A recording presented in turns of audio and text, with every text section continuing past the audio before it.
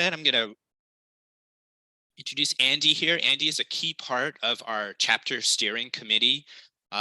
He is our lead mentor. We often look to Andy to pair him up with new pilgrims that are just pretty much everywhere from being a bit overwhelmed of getting started or just really wanting to know more details about a specific route, because Andy has a huge knowledge bank of different routes that he's walked. And so more often than not, when we have people contacting us about speaking with someone about a particular route, Andy's the person that we go to, and we knock on his door, and he is a joy and very much enthusiastic about sharing his Camino knowledge. He also leads hikes for us, predominantly in his backyard. Andy's a Berkeley resident, so he takes us to many of his favorite spots in the East Bay Hills. And Andy gives presentations like this on all of the routes that he has, on various routes that he has walked. In fact, his one that he did for us on Lipui a couple of years ago, and we've recorded that, and that's on our chapter YouTube page. That still remains our most viewed video on that channel, with several thousand views and continuing people who comment about how that has really helped them with their planning on that particular French Camino route. As you saw, if you further on our announcement here for this event, beyond just the walking the Via Francigena, Andy and his wife Kate are Super Camino veterans, as we've talked about. They've walked all of the principal Caminos in Spain, Portugal, and France, and then numerous other long distance paths over in Europe and England. And Andy, as we know, is what's the word? Is it an Italophile, Andy? Is that what you call someone who's just super enamored with Italy, been back multiple times? Andy, I believe, is pretty good with your Italian nowadays. I'm glad my Italian teacher's not on the Zoom session, because she'd be correcting my pronunciation. But yeah, okay. It's coming along. Okay. And after this, I think in a week, if not less than two, Andy and Kate are off back to France to walk the Robert Louis Stevenson Trail, and afterwards maybe getting back to Spain and walking the Camino Aragonés. So there is no moss growing on these two for sure. So that said, that's all to say that Andy knows a thing or two about these Caminos and long distance hiking, so we are in good hands for this evening for sure.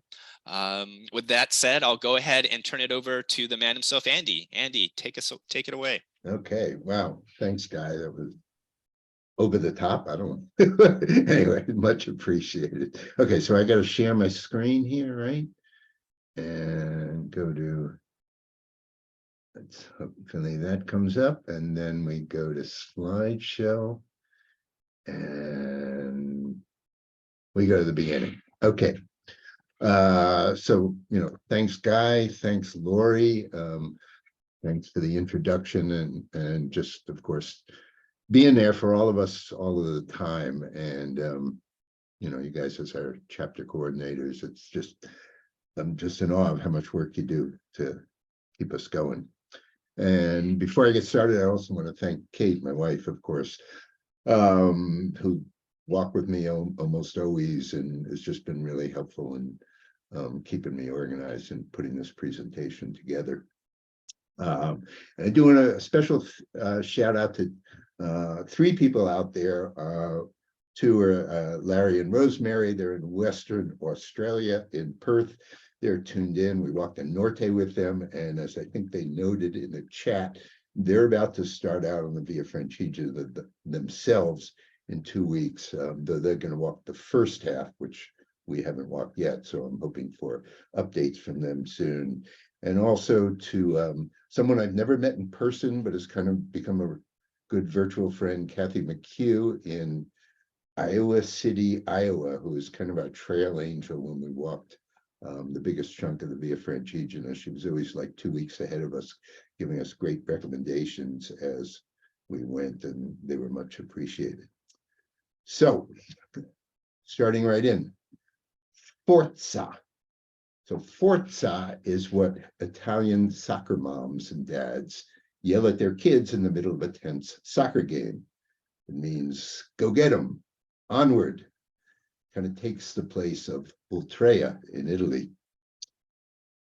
And this dashing dude in this totally schlocky and famous painting by Jacques-Louis David is Napoleon. He's crossing the Alps from Switzerland into Italy over the St. Bernard Pass on his way to wrest Italy away from the nasty Austrians in the spring of 1800. And I start with it because you'll be following in his footsteps if you start off the Via Francigena in Switzerland, and that's Francigena, in case you're wondering. Reportedly, Napoleon slid down from the pass on his ass in the snow, and hopefully you will proceed downward in a more dignified way.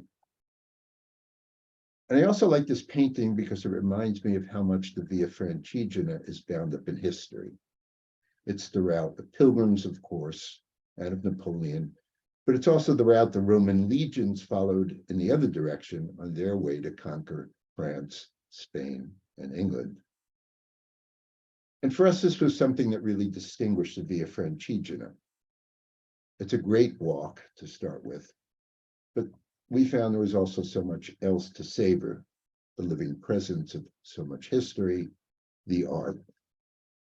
If these things interest you, of course, everyone will have a different experience, and all I can recount here is what we enjoyed. So let's begin. What is the Via Francigena? It's simply the road to Rome, from France, hence Francigena, though the modern Via Francigena actually starts right across the channel in Canterbury, England, crosses the channel and northern France, goes down into Switzerland, goes over the Alps in here, and then all the way down Italy into Rome, as you can see. Guy, is my cursor showing up when I do this? Can you see that? Yes. Okay. Yes. Okay, thanks. So it's approximately 2,200 kilometers in all. The official website breaks it up into 105 stages, which of course are purely arbitrary, but I will refer to those stages today for convenience and to give you a rough idea of how many days are involved in each section of the route. So today I'll be covering the second part of the route, which is the part I walked, mostly with Kate, following Napoleon across the Alps and then down the length of Italy to Rome. So historically, it was the road of commerce and of conquest. Beginning in the first days of Christianity, in other words, 800 years before the Caminos de Santiago, it became also a pilgrimage trail for the faithful who wanted to visit the tombs of Peter and Paul in Rome. It was kind of a stealth pilgrimage trail in the beginning because Christianity was illegal, but it gained credibility when Emperor Constantine converted to Christianity in 312 AD.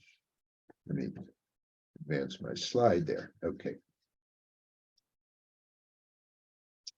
So our modern route was actually first described in the year 990 by the Archbishop Stewart of Canterbury, England, who traveled to Rome to receive the pallium. That's a kind of scarf that you see down here that hangs around a bishop's neck as a symbol of ecclesiastical authority. And on the way back from Rome, one of his retinue recorded the journey, basically mapping out for us the modern Via Francigena.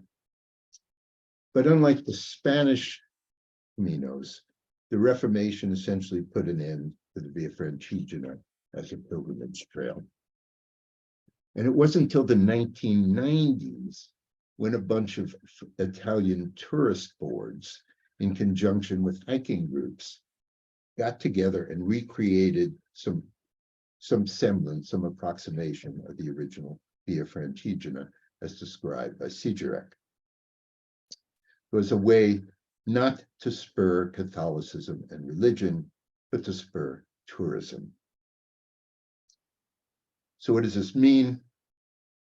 Well, first of all, the Via Francigena is primarily, or it certainly was to us and most of the people we walk with, a through walk, not so much a pilgrimage. In its current version, it's not laid out like the Camino Frances to take people in the most efficient way possible to a final destination, but to take them to beautiful places and through beautiful countryside. And in fact, the modern Via Francigena is approximately 400 kilometers longer than the route Stewart walked. In essence, it follows the meandering scenic route rather than the throughway. We also found it much less goal-oriented. People don't much care about getting a merit badge, the Compostela at the end, although there is a kind of merit badge available.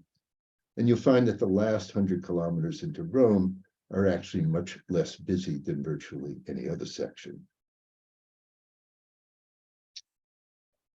One final thing to remember, especially in Tuscany, you'll be in the tourist heart of Italy, and you won't be alone among your fellow pilgrims as you are in many places along the Spanish Caminos. So, as to my experience of the Via Francigena, I've made 3 trips to it. The first time in December 2018, Kate and I walked the last 100 kilometers of it from Viterbo to Rome with an Italian hiking group. It was Kate and me, 1 stray Frenchman, and 13 Italians. It was undoubtedly the 5 best days of eating in my entire life. And the walking was pretty good too. So after a COVID-induced delay, we returned in the fall of 2021, and starting in Aosta, right at the top here, on the Italian side of the Alps, we filled in most of the preceding 900 kilometers. On that trip, we took our time. We sometimes skipped on appetizing sections, and we often detoured to visit great places off the route. Pisa, Parma, Montalcino, to name a few. And in the stopping places along the route, we always set aside time to take in the spectacular churches, the museums, the historical places. Because the Via Francigena, at least to us, has so much more to offer, we wanted to make it more than just a great walk.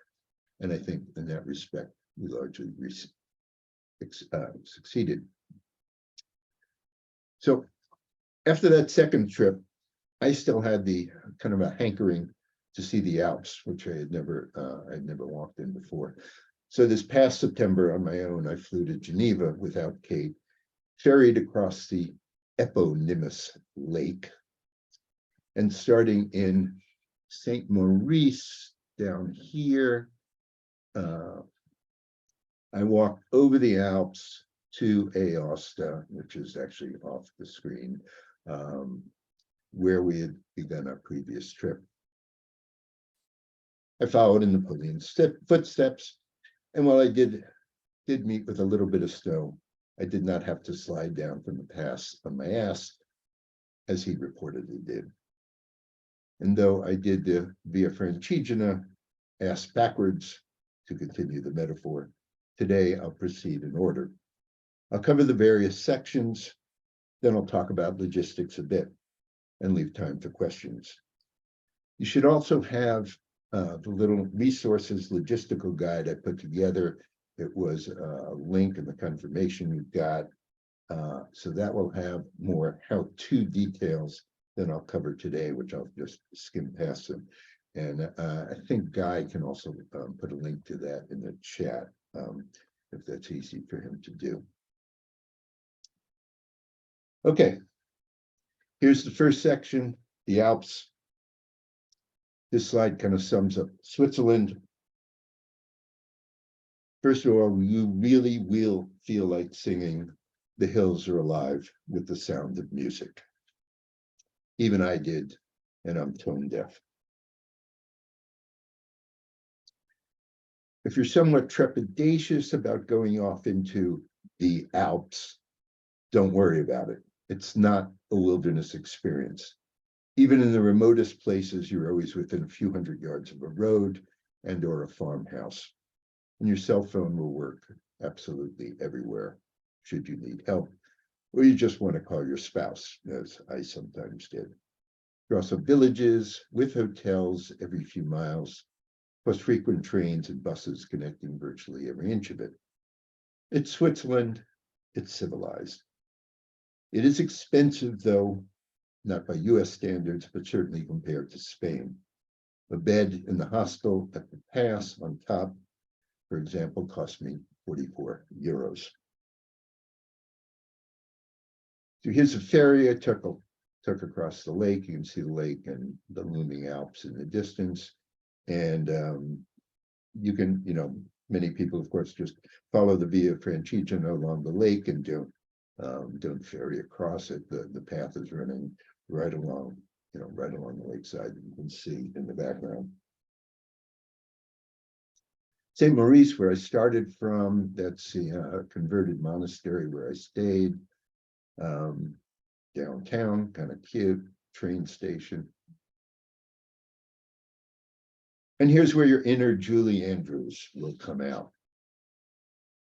It really does look like this. It's spectacularly green. It's welcoming, it's warm. It's pretty awesome. One of the villages you pass through, this is Sembracher.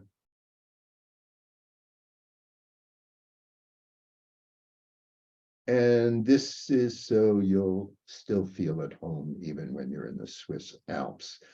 I kind of thought maybe that it would have been more appropriate for the writing on the side, instead of saying, this is what you think of me, which is translation from the French, probably should have been, this is what I think of you. But anyway, it was kind of cute in the context. So on the final day, you get up above the tree line, and it does get more remote in feeling, at least. But if you do look hard at the top of that top picture, this is the road right there. That lake's only a couple hundred yards wide, so you're not very far from it. And this bottom picture was actually taken on the road, which kind of switchbacks up to the final to the top, just as the trail goes straight. So you're never going to be very far from a road, in case, or you can walk up the road if conditions are not that promising when you're walking. So this is the view as you're approaching the pass. As you can see, the picture on the lower left I took actually from the road looking back down, and you can see that the road is pretty much following along where the trail is. And the best thing is you get to the top, and what's waiting for you is these St. Bernard dogs, who undoubtedly will come rescue you with a flask of brandy should you need one along the way. Here's the hospice at the top where I stayed. Been welcoming pilgrims literally for 1,000 years. It's very warm. It's very friendly. The brother on duty will give you a tour. There's this gorgeous little chapel inside. There's a museum right next door where you can learn about Napoleon and the Roman legions. And also, if you don't want to stay in the hospice, just to the left, off out of the frame, there's a luxury hotel attached to the hospice where rooms start at about 150 euros a night. So I stayed in the hospice. This is a view just looking out at over the lake and the pass. That's Italy on the other side. And that hotel that you see in the background will actually it's probably about a third of the cost of the hotel attached to the hospice. So in that spirit, when you do cross to the Italian side, probably the next morning, you can luxuriate in the absolutely best thing about Italy. a perfect cappuccino from the bar in the hotel on the other side. And the best thing about it, is that it will set you back only €1 as opposed to the €4 you paid back on the Swiss side. So this is beginning of the part where you're going down from the pass. You are on the Roman road, where the Roman legions came up on their way to conquer Western Europe, and where Napoleon reportedly slid down on his ass. And hopefully you won't.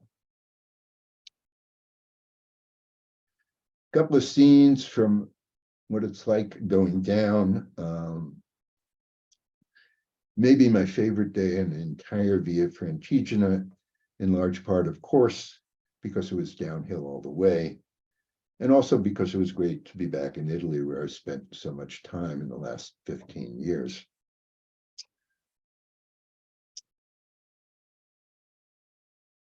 And also because I felt like I was back on a pilgrimage path again, all these little reminders, these information signs.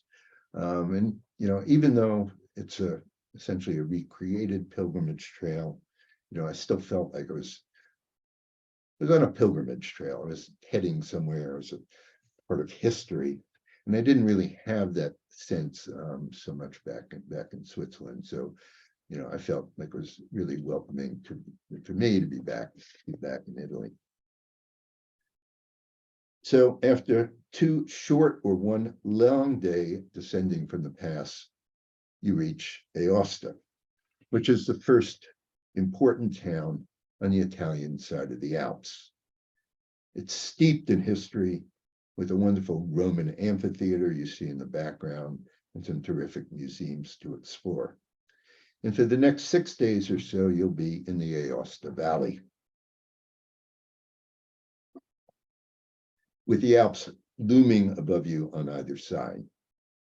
It's surprisingly hilly, since you're rarely walking on the valley floor itself, but up and down through the hills that flank it. Overall, it's gorgeous, though, to be honest, I can't say I liked it as much as I hoped I would.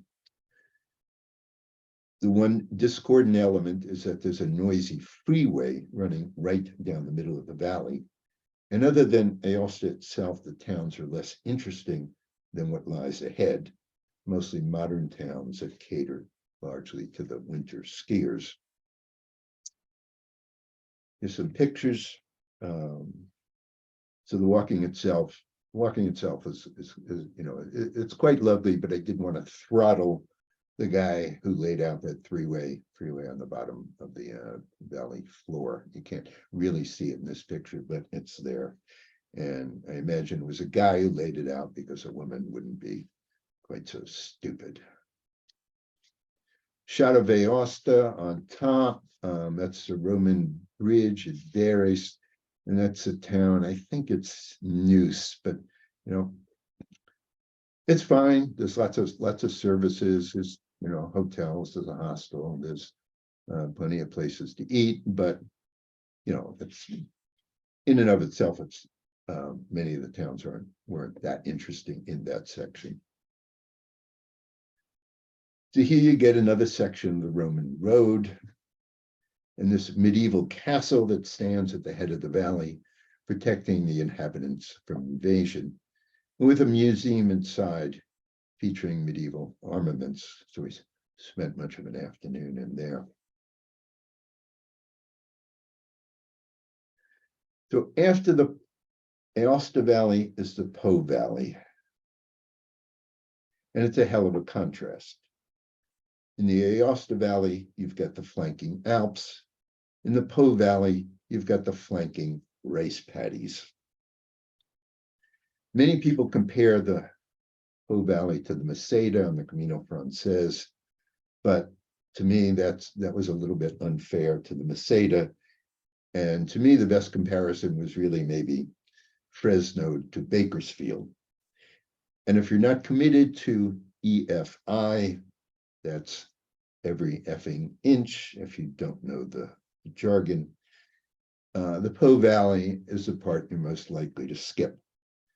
And in fact, we skipped about 60% of it, but we did rejoin it at Pavia, a gorgeous city, several days before the crossing of the Po, so we could take advantage of the supposedly iconic ferry crossing with Danilo the ferryman, which of course was canceled at the last minute because the region was experiencing record rainfall and the river was in flood.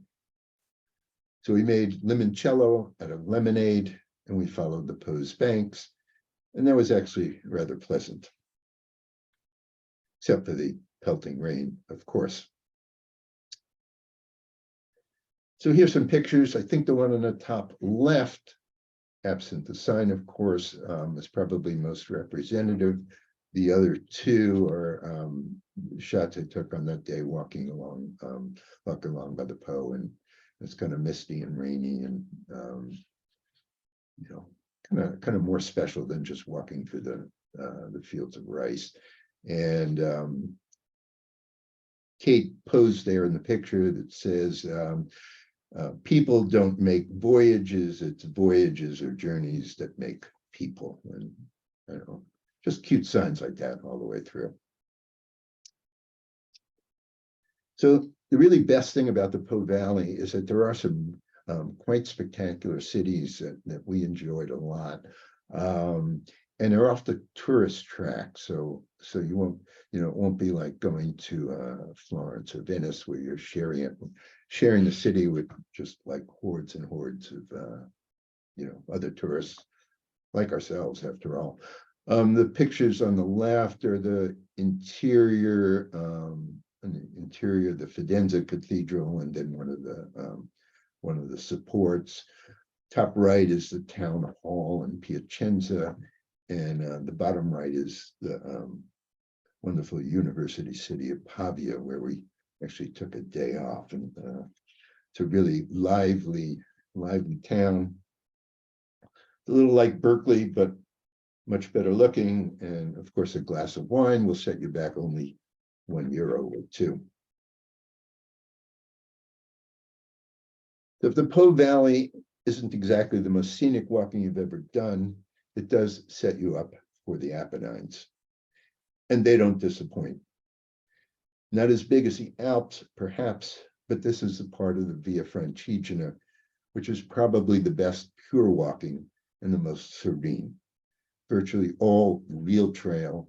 Sometimes it's rugged, and it's almost always off the road.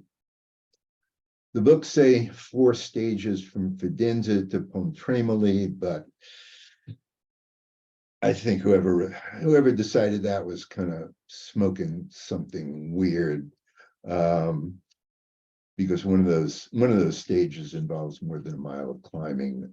Fortunately, you can break them up, and I think we took 5 or even 6 days to get across, and it wasn't overpoweringly difficult.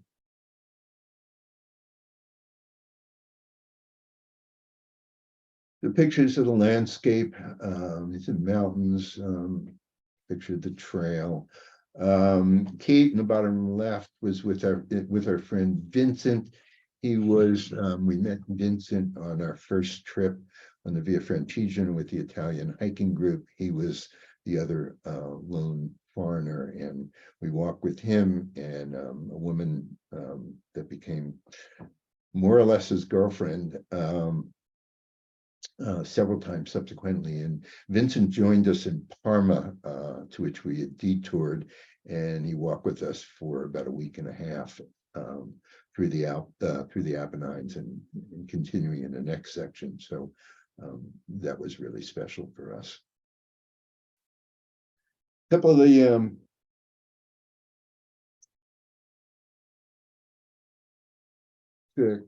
on the top left, I mean, mostly in the Apennines, you're going to find these little tiny settlements like you see. There are a few slightly larger towns, but no great big towns. And top left, you see I think Sfizzano, I think is the name of the town. We stayed in the hostel attached to that church there, which you see the picture of it in the top right, kind of the former monks' refectory dining room turned into kind of a rude but nevertheless welcoming hostel. But we also found in the Apennines, in a few places, that people had made their own homes into a kind of hostel, typically farmhouses in the middle of nowhere where the owners converted extra bedrooms into rooms for passing pilgrims. Felt much like the very welcoming gîtes in France. And of course, they fed you because there weren't any restaurants nearby. So one history kind of intrudes or is present in the Apennines in a little bit different way than in the rest of the walk. And I think that slide kind of sums it up.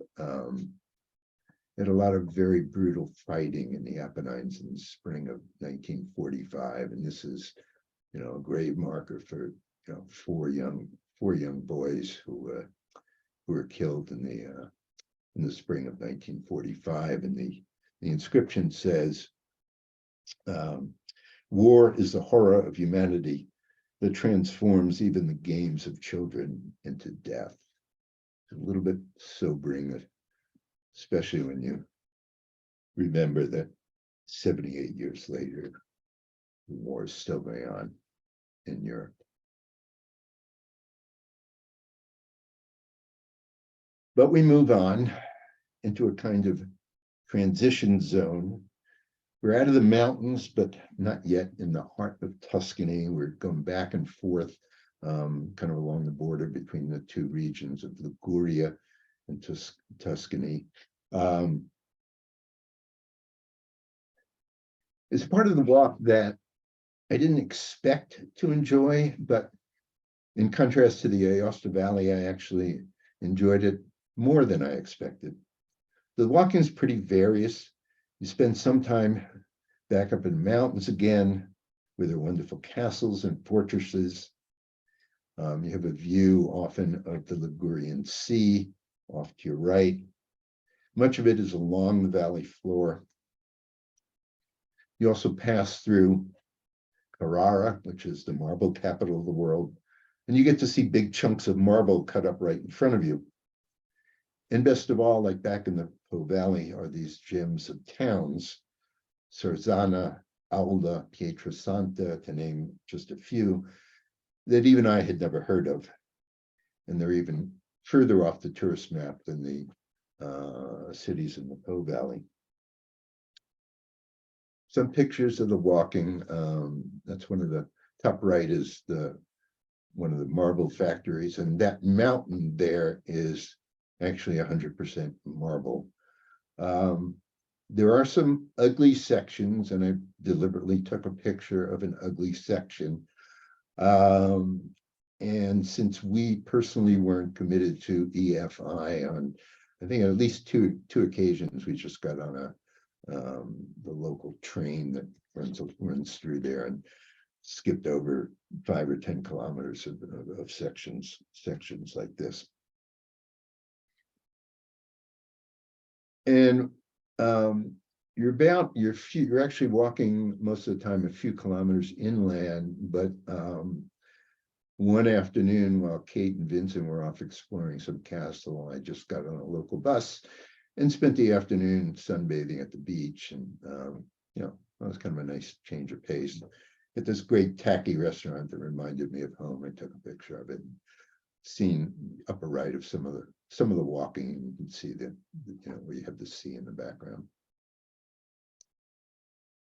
And you got these great towns. I think that I can't remember whether that's Sarzana or Aula, but they all look somewhat like that.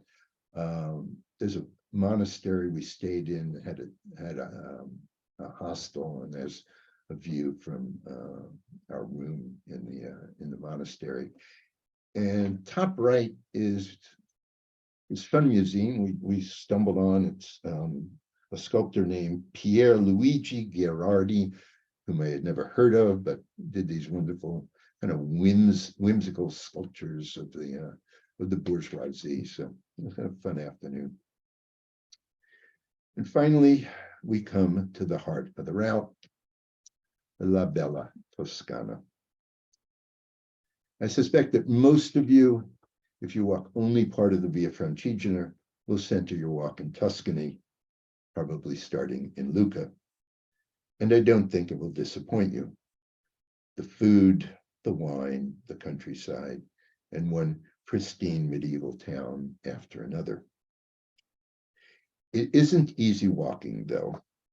It's called the hill country for a reason, and every night your lodging is probably going to be at the top of that hill that you've been pointing to all day long.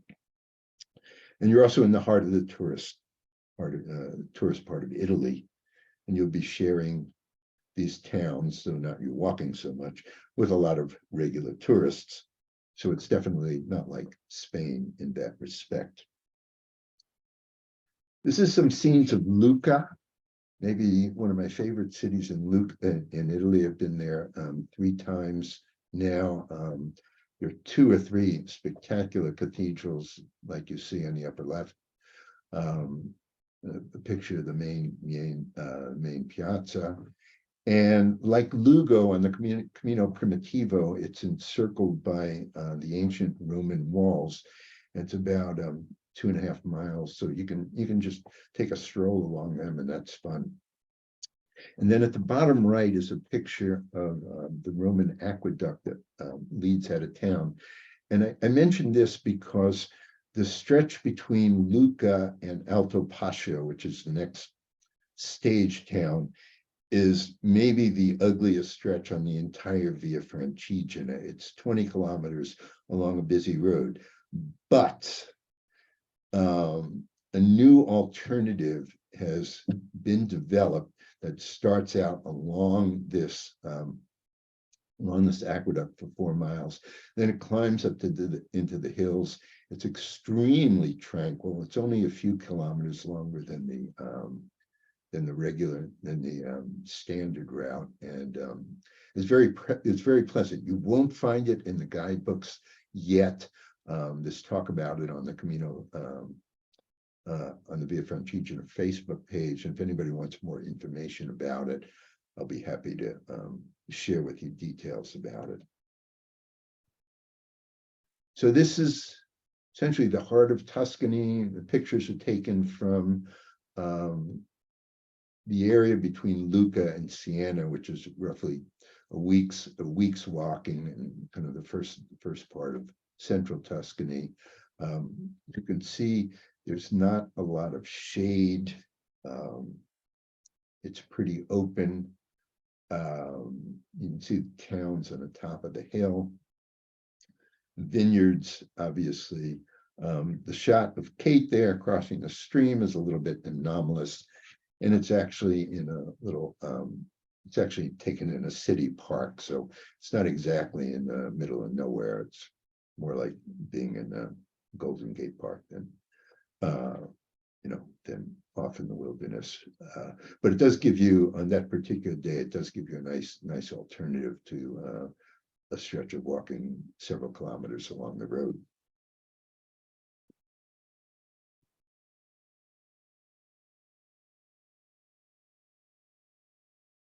Okay.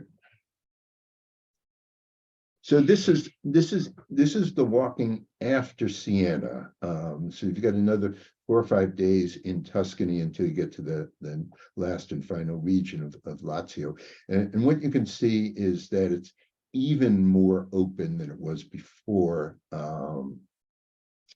That very dark soil there is called the Crete Senese.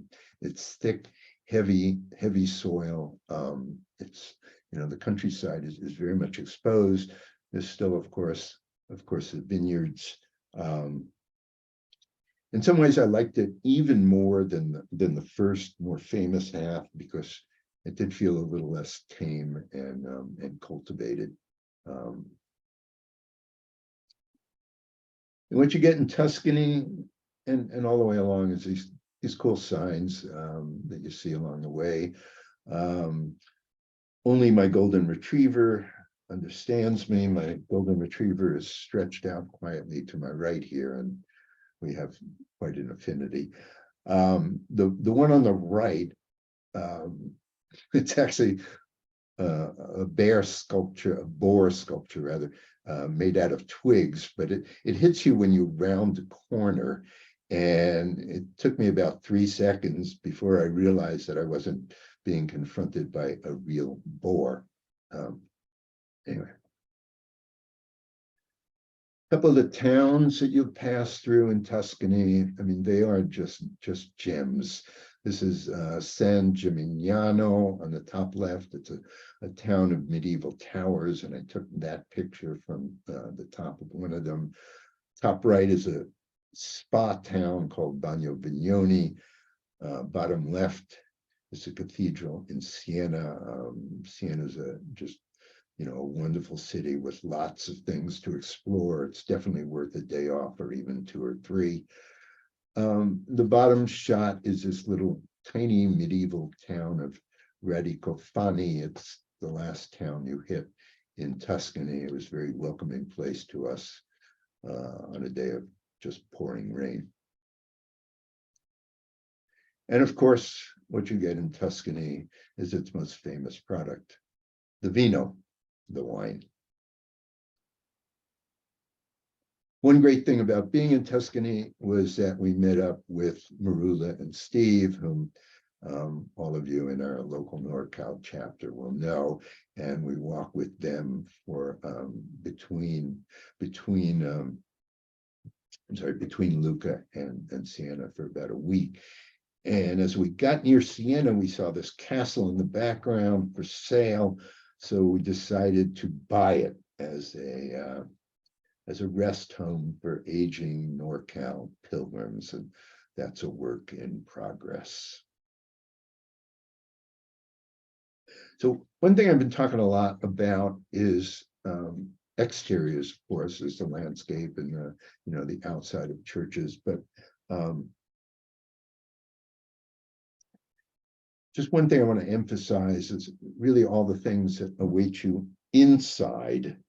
In Italy, after all, is the birthplace of the Romanesque, the Renaissance, and the Baroque periods.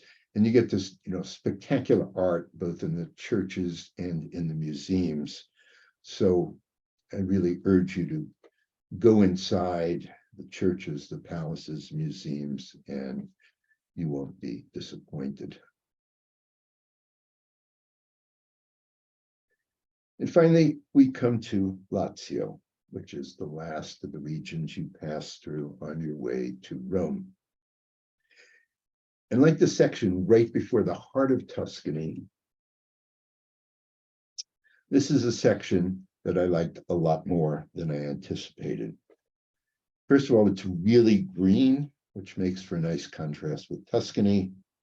The walking's a bit flatter, and good chunks of it are in the shade of the woods, which can be very welcoming in the heat. Back us just a minute. There's also, it's also, despite the fact you're getting really close to Rome, it's surprisingly tranquil. I mean, right up to the point where you descend from a regional park into the heart of the city. It's kind of like, if you're familiar with the Bay Area, like you're in, you're walking through the hills and in Tilden and Briones Park, and then all of a sudden you get to Grizzly Peak in Berkeley, and you're in the city, or you're overlooking a city, and that's kind of analogous to what it's like coming into Rome. So except for the last mile or so, and actually walking through the city streets of Rome, it's kind of a nice entry. Though you may find, as I said, the actual entry to be a bit anticlimactic.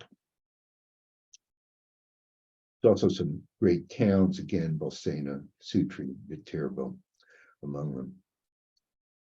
So here's the walking. You can see how green it is, shaded much of the way. And these pictures were all taken in November or December. So you get an idea of how green it stays. And also the fact that, that it's good walking weather well into late fall. We didn't have any problem. In December, the daytime temperatures were up in the 50s, and it was just really pleasant for walking then. To get a bit of history, this is the Etruscan road carved into the soft tufa stone, and that road dates from a millennium before the Romans. So we're looking at something that's been there for 3,000 years. That's on the left, and the top right is the amphitheater outside of Sutri, which again, it's a Roman amphitheater, but it's laid down on the foundations of Etruscan amphitheater, which was there before.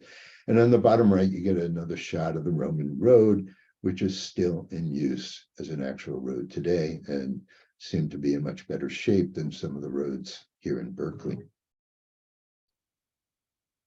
A couple of the towns.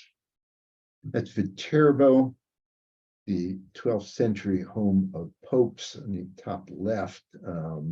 This shot was taken a few weeks before Christmas, so you see everything lit up. You can visit the Palace of Popes. Bottom left is a fortress, Monte Fiascone, and it overlooks Lake Bolsena, which you can see in the background. It's got a really fantastic history museum attached to it. Top right is Bolsena. You see the modern town, which is only 300 years old in the foreground, and the medieval town up above. And it was in Bolsena, in the church of Santa Cristina, which we visited, that the miracle happened, the bread dripping blood that led to the creation of the feast of Corpus Christi. And I must say that one of the fun things about being a Jew on these pilgrimage trails is coming back home and telling my Catholic friends about things they probably never knew anything about. And what you see on the bottom right is, of course, St. Peter's in the background as you hit that final hill before your final descent into Rome.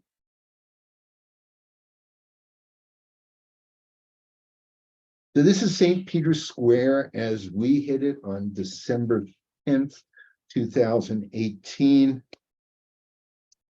It's not like Santiago de Compostela at all, especially if you hit it on a Sunday afternoon, right after Papal Mass, as we did. It is a bit of a downer. But then you walk inside that St. Peter's in the background, and I guarantee your jaw will drop. It makes Notre Dame look like a parish church. There's really no picture that does it justice, so I deliberately did not include one. And after about 2 minutes of stunned silence, you'll glance over to the right, and what you'll see there is Michelangelo's Pietà.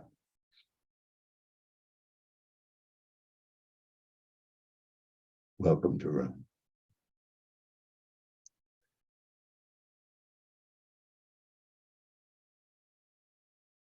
So while I'm on the subject of jaw-dropping sights, I've tried to emphasize that the Via Francigena, at least for us, was more than just a great walk.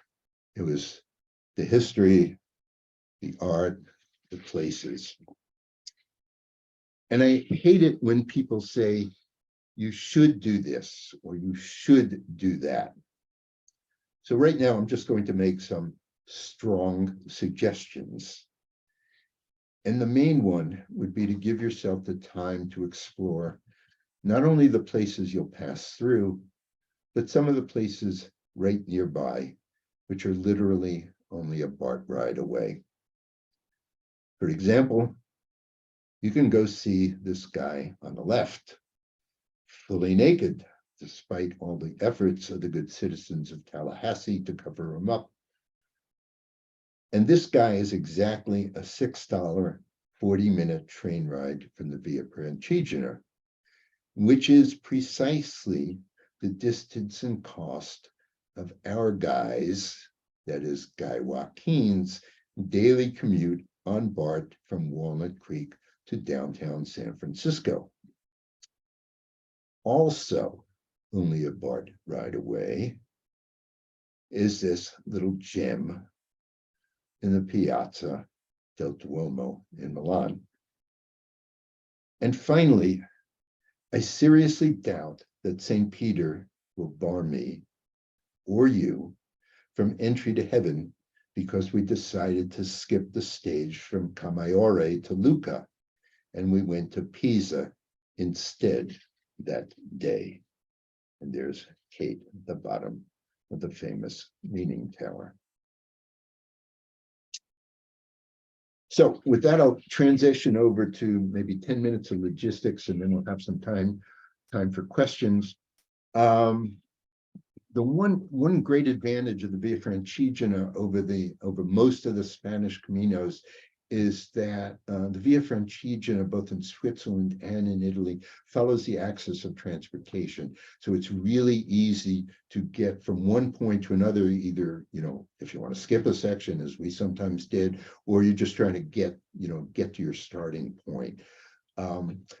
I would recommend that if you're starting in Switzerland, that you fly into Geneva, assuming you get a flight that works with your budget. Because from the Geneva airport, you can pick up a train that a very frequent train, at least one every half an hour, that will take you to like every point on the Via Francigena up to within like 15 miles of the pass itself. And those last 15 miles are covered by fairly frequent buses. So if you're starting in Geneva, if you're starting in Switzerland, probably the easiest thing is to fly into Geneva. If you're flying into, if you're starting in Italy, there's major airports in Rome, down at the bottom, Milan, near the northern part of the route, and also in, slightly smaller cities like Pisa, Florence, or Turin. And wherever you're flying into, there's good, bus and train connections. So like Rome to Milan, for example, is only 3 hours by train. If it's more convenient to fly into Rome than Milan, you'll be able to get up north pretty quickly. So the biggest pain in the butt we had in 2021, which has now been remedied by Grons, is locating accommodations. So the guidebooks, of course, have listings. There's listings on the internet and the like. But the problem was that they were mostly bare listings. You couldn't tell, for example, how much the place cost, what it offered, how close it was to the Via Francigena itself, whether you could eat dinner there. The kind of nitty-gritty details that you want to know about a lodging place before you before you head for it. And Grons, which is really the Bible of the Caminos in Spain, in 2022, in other words, last year, they added a section on the Via Francigena, and it really is a game changer for finding everything. So if you don't know about it, just Google Via Francigena Grons, and it'll come right up. Then it's a website, so it's kept up to date. Bookmark it on your phone, and it's in Spanish, but you can make it out easily enough. Or if you just open it in Google Chrome, it'll automatically translate into English. So I put that first because it really makes life easier on the Via Francigena. So these are the three main guidebooks. I think we relied most on the one in the middle, which unfortunately is now out of print, though there are some copies available on Amazon.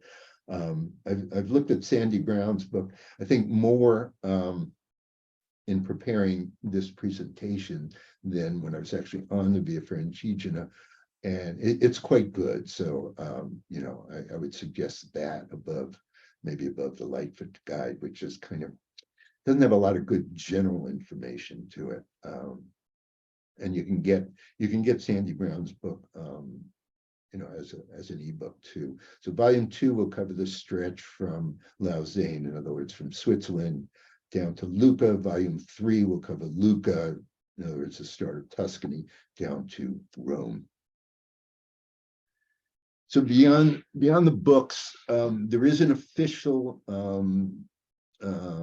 administrative organization called the European Association, the Via Francigena, because it's plural. And they have a website and an app. The app includes GPS tracks. There's a lot of great information on that. Again, there's much more detail on all the stuff I'm going into now on that resources sheet that you're welcome to download.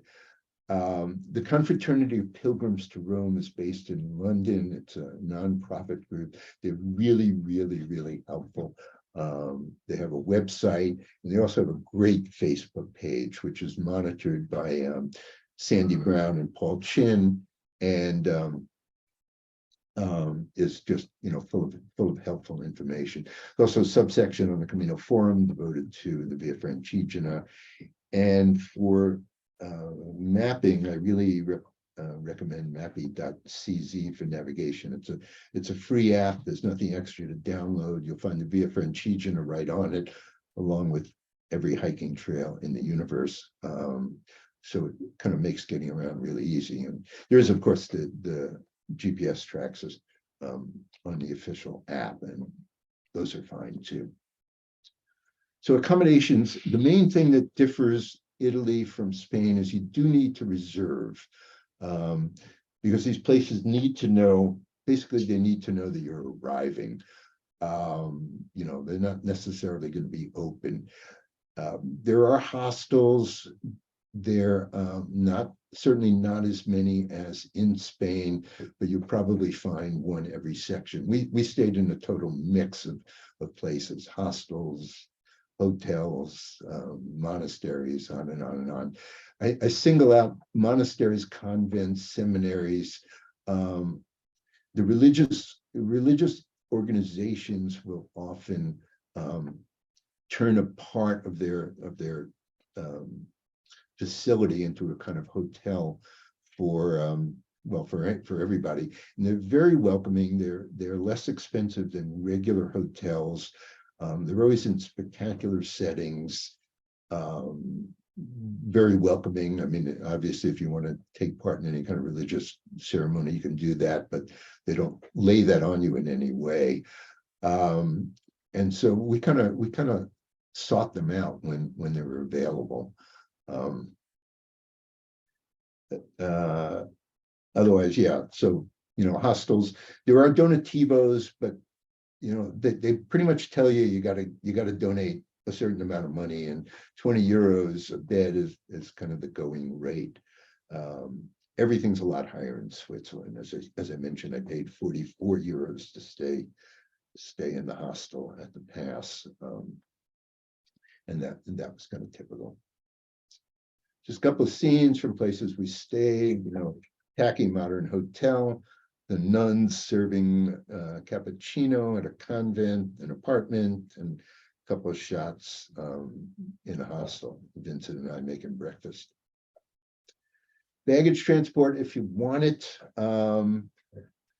My dog is about to start barking, so I'm going to quickly let her out of the room, so bear with me for 5 seconds. Go to mom, Mia.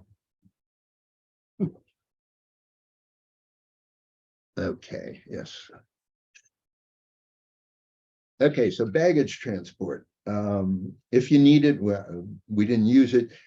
It's not like Spain. It's not available on an ad hoc basis. As far as I could figure out, it's only available in the section from Lucca to Rome. Bags free is the basically pretty much has a monopoly on this. It is expensive, but it's there if it's there if you need it. lots of tour companies that'll arrange it for you. I don't have any experience with any of them in particular. You can Google around, you can ask people on the Facebook page or the Camino forum for recommendations.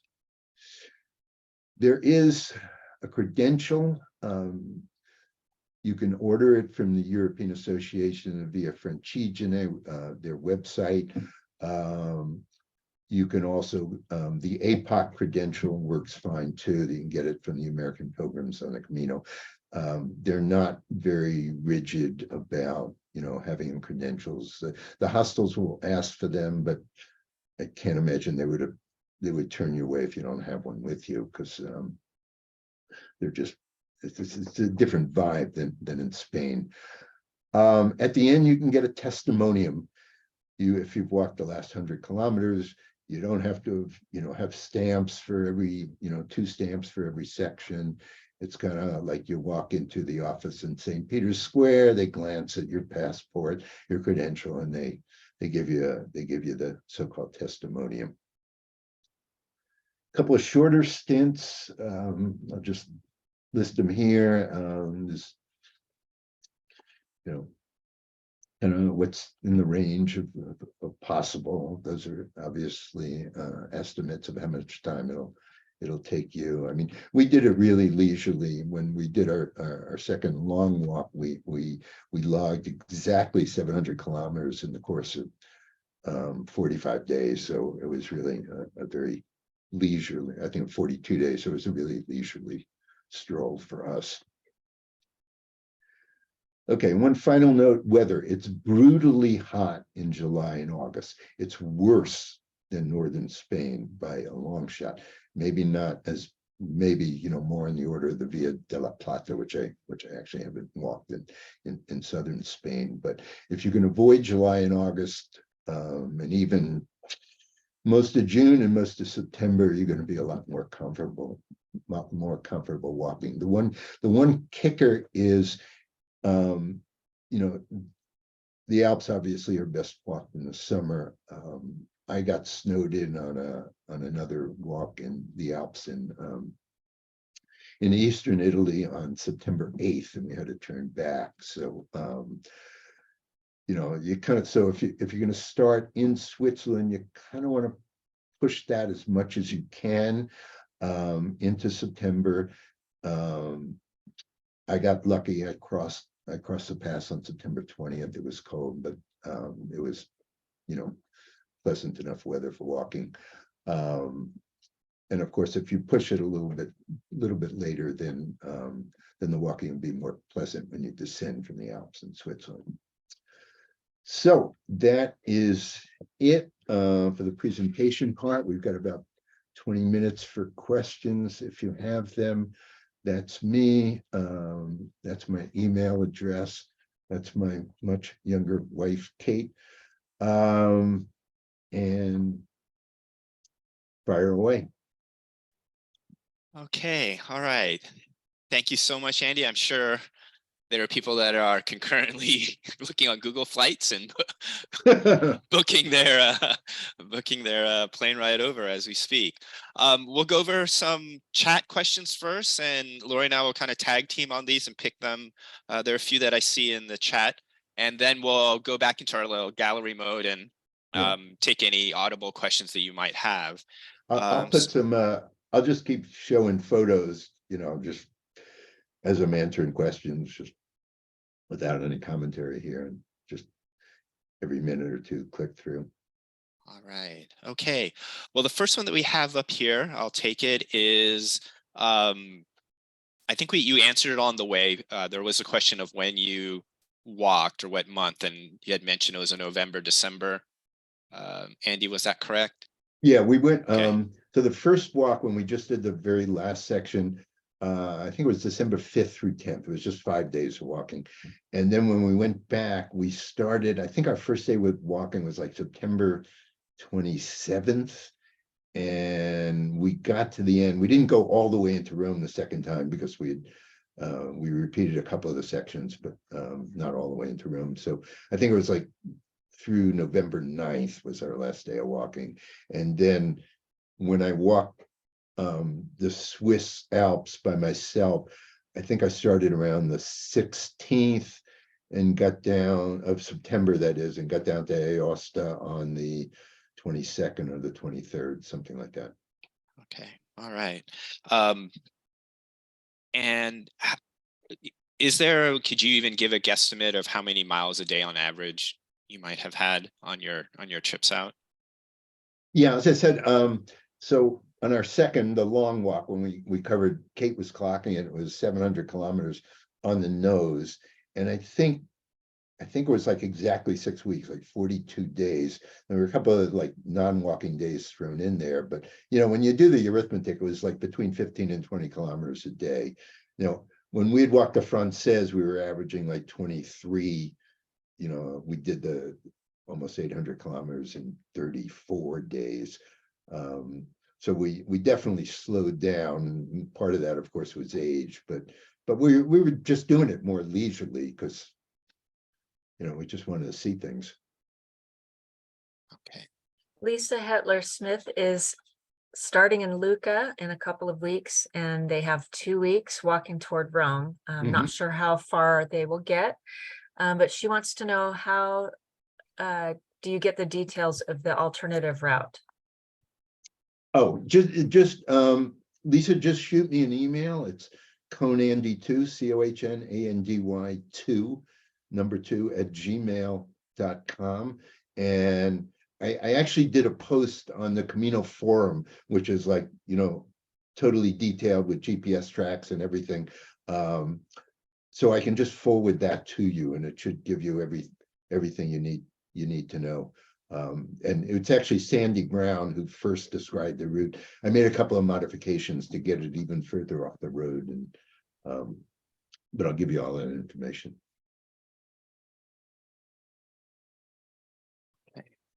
Andy, can you still find pilgrim accommodations in Tuscany? And that's a question from Sue Kate. Yeah. So when we walked the Tuscany section, it was September 2021. So we were among, Europe had only opened to Americans like a month or so before, and there were a lot of places still closed. So and in Tuscany in particular, a lot of hostels that we would have liked to have stayed at were closed. Like there was one in Siena right across from the cathedral where we wanted to stay, and that was closed. But yeah, you will find hostels, and there are also some incredible monasteries. The first 2 towns out of or actually it's 2 towns after Lucca, if you stick with the standard stages, is San Miniato. There's an incredible, I think it's actually a convent there, which is just spectacular. And then the next stage, which is Gambassi Terme, there's a place called Ostello Sigirec, which those are just super wonderful, just spectacular settings. So I'd really recommend them. You could, again, I could give you if you want to email me, I could give you the exact information, or I'm sure they'll be in bronze also.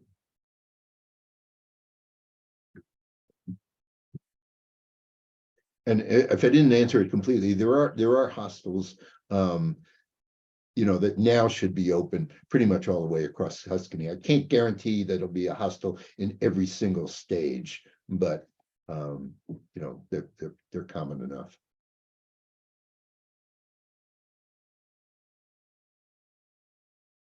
Okay, so Sandy Brown's name has come up quite a bit, and I understand he lives in Italy now, somewhere along the Via Francigena.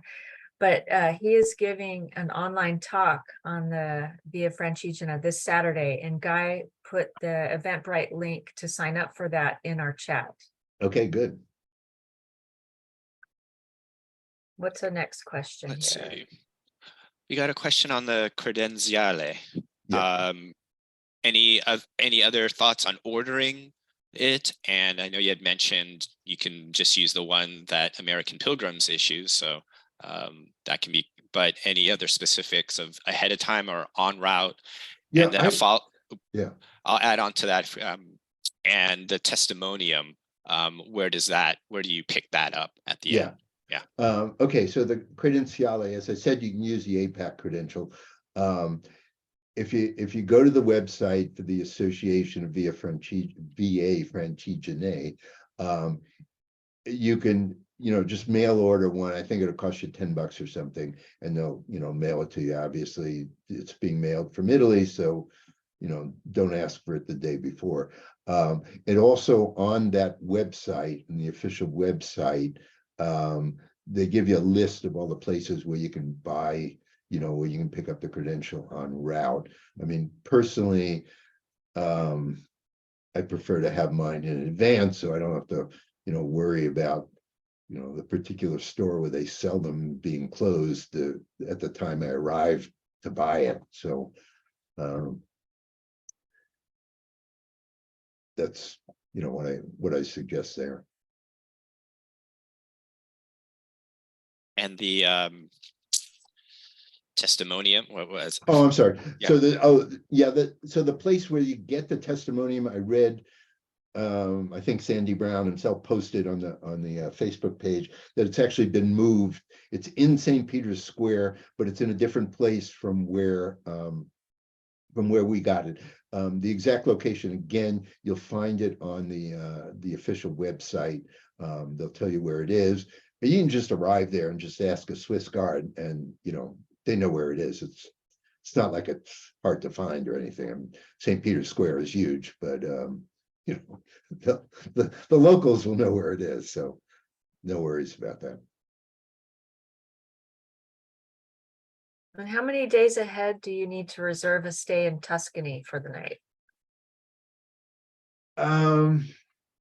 We were just doing it kind of a day or 2 days in advance, and that was fine. I mean, it's kind of like the same question on the the Spanish Caminos, of course. I think the one time where I planned things out like a week in advance or 10 days in advance was crossing the Apennines, because the two principal hostels there were closed. So it meant, doing some scrambling to find places closed because of COVID. And these places subsequently reopened, but they were closed then. And so I lined up all the 5 or 6 places we were going to stay in the Apennines, and like a day before we were launching into the Apennines, I realized that I'd given myself a 25-kilometer stage, which involved 5,000 feet of climbing, and I went, oh crap, there's no way we can do that. And of course, had to redo everything, but it wasn't a big deal. I just made, I just had to make 4 phone calls, and there was availability, just the next day. But a few days in advance, if you know where you're going, if you're sure where you're going, then obviously there's no harm in making reservations in advance. But just be aware. I mean, my concern always is doo-doo happens, and if you have to change 30 reservations, that's a major pain in the butt. But so I hope I answered that. Okay. All right. We got some more questions coming in. Maybe we can take 1 or 2 more, and then I know that, Andy, you have your information that you'll share, and we can see if there's any kind of questions out from the audience that they'd like to ask you live. But let's try this one. How about walk safety? How did you feel on the roads? Any dogs? Any concerns about dogs? Well, I've had a dog all my life, so like, hey, I see a dog, I want to go right up to the dog and pet it. So I'm like the wrong person to ask that. Like looking for golden retrievers wherever I go. But yeah, I mean, I certainly never saw any loose dogs. I mean, people have dogs in leashes when you're walking around a town. out for a dog walk, but we didn't see dogs out in the countryside just running wild. So it's not something that I worry about personally. So it's hard to answer, but it didn't seem like it would be a concern. In terms of other safety, I mean, it's Italy. It's kind of like Portugal and Spain. Violent crime, for all practical purposes, doesn't exist. Not that something doesn't happen every once in a while, but it's not like walking around Berkeley at in the evening. I mean, your likelihood of something happening is way less than here. Okay. All right. Well, maybe we'll take some questions from the audience, and we can wrap up with anything that might be, still there in chat for us. So, Andy, maybe we'll head out of the share mode for now, and Okay. we can ask people if you'd like to ask a question directly to Andy. You can come off your mic, and you can use your reaction tools to raise your hand, and we'll take some live questions for Andy. Yeah, go ahead. I don't have everybody in view, so why don't you just... Yeah, well. How about Pam Fletcher? Hi, Andy. Hi, Pam. I speak Spanish, but I don't speak Italian. Would that be a problem? No more so than in Spain. I mean, that's the only way I can answer it. What we noticed, I mean, the first time we went to Italy, we walked a chunk of the Via Francigena. It was 2008, and we didn't know it because it wasn't marked at the time. And I came back and I started learning Italian because I didn't run into a single human being who spoke English.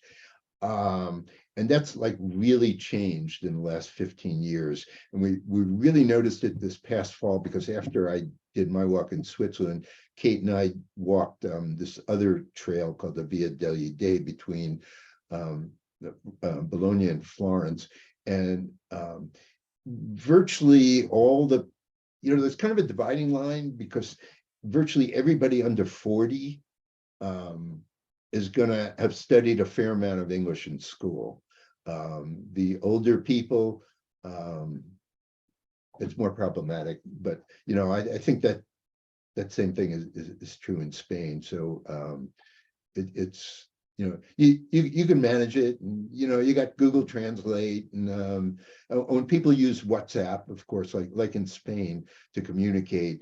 So you can, if you're making reservations, use WhatsApp instead of email, because they respond to WhatsApp. Texts better than they will in general to email. And just use Google Translate to, hey, do you have a room for the night? Do you have a bed for tonight? Whatever you're looking for. So yeah. Thank you. Yeah. I see another question. Tony Woodall, go ahead. Hi, Andy. Thank you very much for sharing this. What estimate for Tuscany to Rome, cost-wise, excluding airfare, obviously, would it be for that kind of trip, and the total number of days? Well, yeah, it's kind of hard to say, especially because, as I said before, during COVID time, when we walked, a lot of the hostels were closed.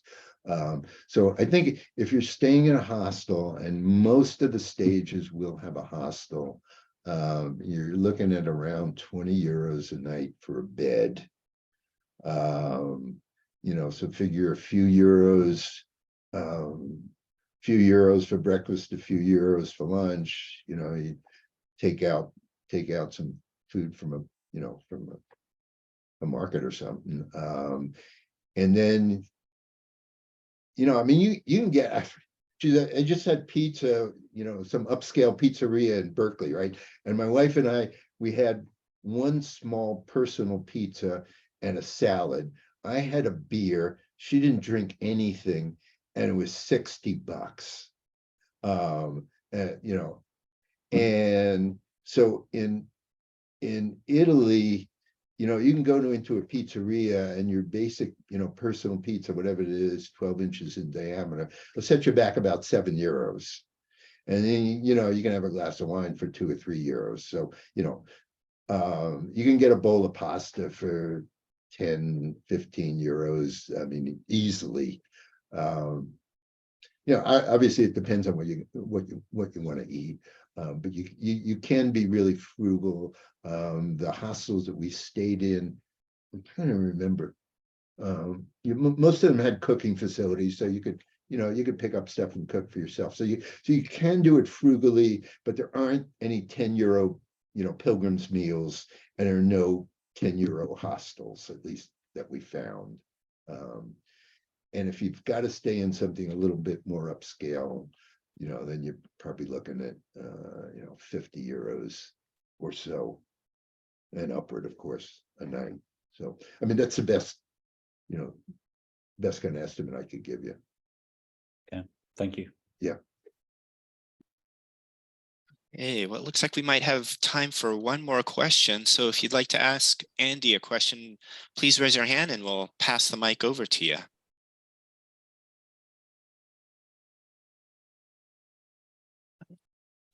All right, Karen, go ahead, Karen. Hi, everyone. Karen here. Hi, Andy. Hi, Karen. Hey, so cool. My question is, how did you tear yourself away from the table in Italy to continue on that day's walk? With difficulty. Thank you for, no, it's quasi-serious question, but thank you for focusing on how neat it is to explore the surrounding environments. Yeah, I mean, you know, I mean, that's what made it for us. That was, you know, I mean, it's a really nice walk, in and of itself. That, you know, there's some sections better than others, and the Po Valley is really, I mean, for us it was kind of death, but yeah, I mean, it's just all this other stuff that, you know, I mean, it's like having Burgos, a miniature Burgos at every stop, you know. That's how. That's kind of how we thought about it, but anyway. Well, on that gastronomical note and my stomach growling now, Yeah. I think we can go ahead and close up. I know there's many questions out there, and I'm absolutely positive, 101% sure that Andy would love to answer those questions, and you can get in touch with him. I think he has his email that he's shared with you. Like I said, Andy is our go-to person for people who have questions, and mentors for, you know, people that need help getting started. So I know that he will be glad to continue to answer your questions after the call here.